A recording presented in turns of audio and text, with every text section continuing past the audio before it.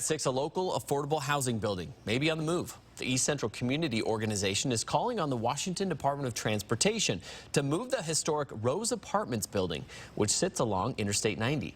Mayor Kawash has more on where the building may be headed. Mayor. Yes, Aaron, there are 9 apartments inside this building behind me, but only 4 have tenants inside of them. As far as the building itself, it's more of a matter of when it'll be moved as if instead of if. Negotiations have been ongoing for about a month now.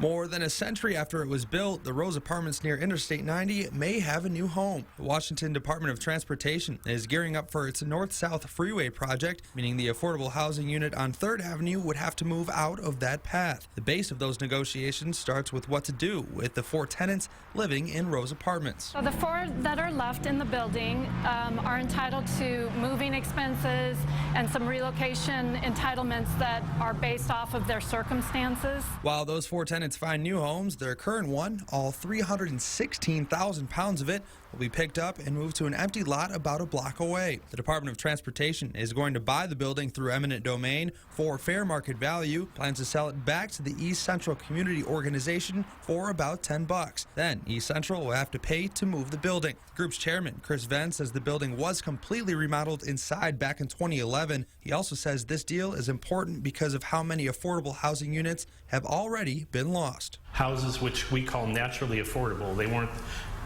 wonderful houses, but they were houses people could afford, and now they're gone. Venn says the Department of Transportation has been understanding of the importance to preserve affordable housing.